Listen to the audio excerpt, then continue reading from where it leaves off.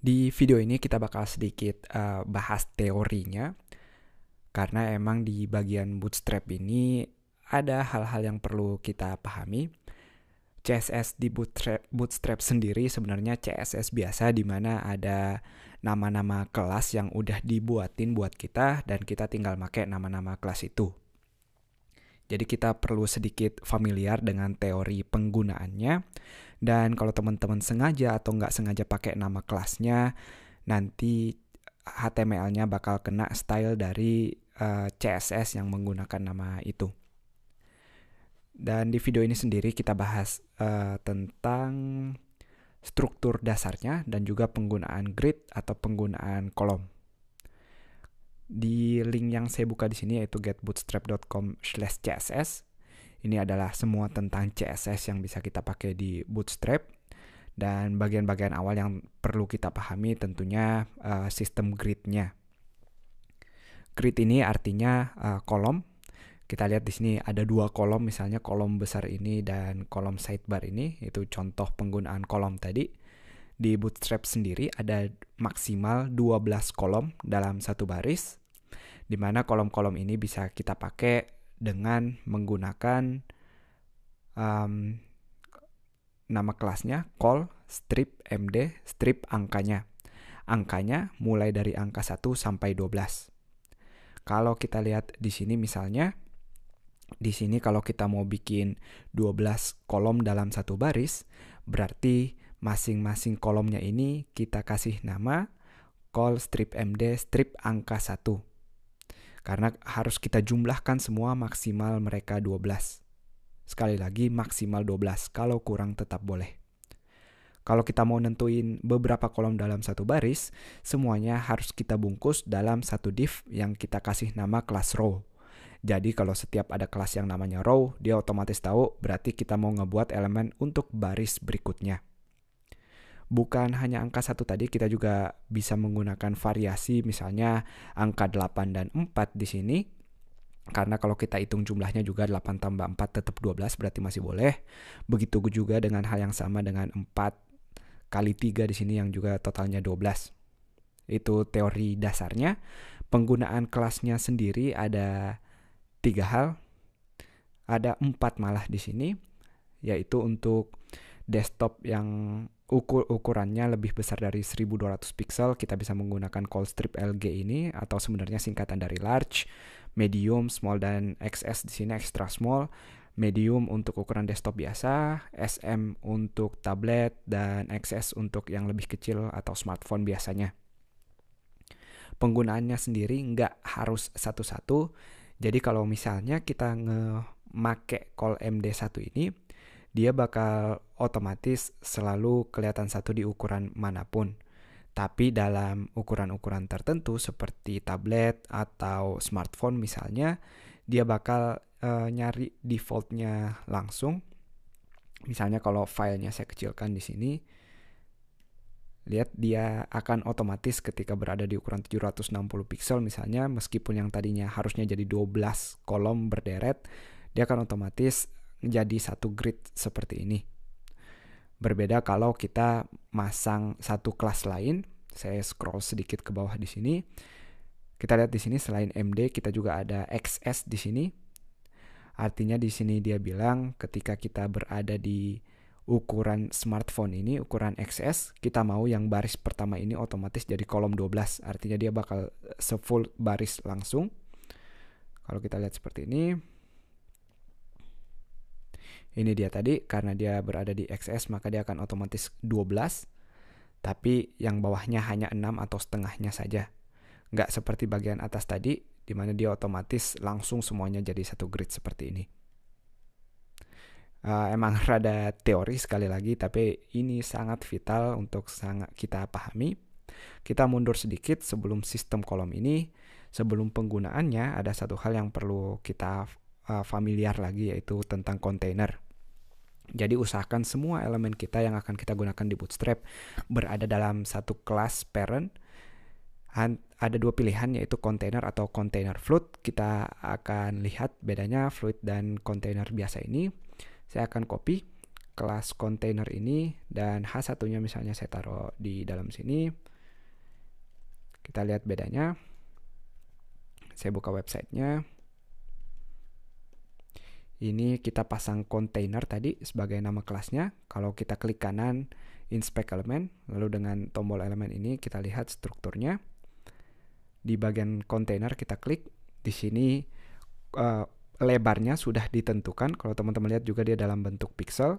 Tapi di beberapa breakpoint tertentu, di dalam beberapa ukuran tertentu, size-nya akan berubah. Jadi misalnya yang tadinya 1170, dia bakal lebih kecil lagi jadi 970, jadi 750, dan seterusnya. Berbeda dengan satu alternatif lagi, selain pembungkus kontainer ini, kita juga bisa pakai container fluid. Container fluid, teman-teman perhatiin elemennya nanti. Lihat jaraknya, untuk defaultnya dia hilang. Dan dia nggak ada ukuran fixnya. Dia otomatis ngambil 100% lebarnya di sini. Kecuali cuma nambahin padding. Dan begitu juga kalau kita kecilkan nggak akan ada yang berubah karena dia udah otomatis 100%. Itu tadi kalau container fluid. Untuk contoh ini saya akan pakai yang fluid di sini. Dan kalau kita mau aplikasiin sistem grid tadi yang barusan kita pelajari, ingat setiap barisnya harus kita pakai dalam satu kelas yang namanya row. Jadi misalnya kita mau bikin 2 baris di sini, kita pakai sistem call MD maksimal 12. Kalau kita mau bikin 2 kolom, berarti kita bikin call MD6. Ini kolom setengah, saya tulis di sini. Dan kita copy paste, berarti dia langsung membagi 2 barisnya. Saya akan copy mulai dari row di sini untuk baris berikutnya. Kita mau dia 4 kali 3 sekarang, jadi ada 4 baris. Ingat maksimal 12. Ini dia. Saya tulis sepertiga karena ini kolom sepertiga. Kalau kita lihat sekarang, ini dia. Ini kolom setengahnya, yang atas ada 2 karena kelasnya adalah call MD6. Dan yang di bawahnya ada dibagi 3 karena kelasnya call MD4. Kalau kita kecilkan size-nya, ini dia. Kalau kita nggak ngatur sesuai table tadi, di mana ada beberapa pilihan kelas lain, kalau kita cuma menggunakan call MD, maka sejak ukuran di sini kira-kira tadi, kalau teman-teman mau ngeliat pixelnya detail, kita bisa klik kanan inspect element.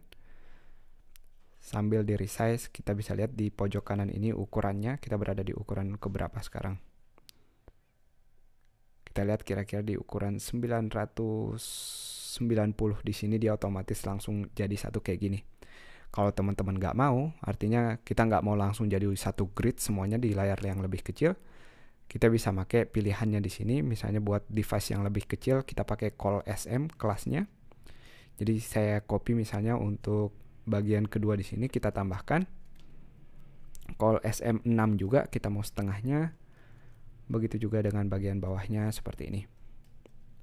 Saya refresh sekarang, yang tadinya dia satu grid, sekarang jadi lebih rapi lagi. Kita tetap bisa ngatur, kita biarin dia berada 50%-nya atau setengahnya langsung. Itu dia, semoga jelas penjelasan tentang kolom ini. Kita lanjut lagi sedikit, masih berhubungan dengan kolom.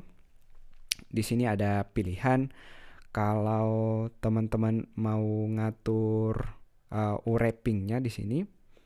Jadi jangan sampai masih konten yang kita mau satu baris, misalnya dalam satu row di sini kita ada kolom 9, kolom 4, yang dimana jumlahnya udah lebih dari 12, 9 tambah 4, 13, maka otomatis kolom 4 tadi akan pindah ke bawah seperti ini, dan dia akan nyambung ke kolom berikutnya. Itu efeknya tadi kalau lebih dari 12. Lalu berikutnya yang kira-kira penting di sini offset misalnya. Offset ini saya biarkan ke default dulu size-nya.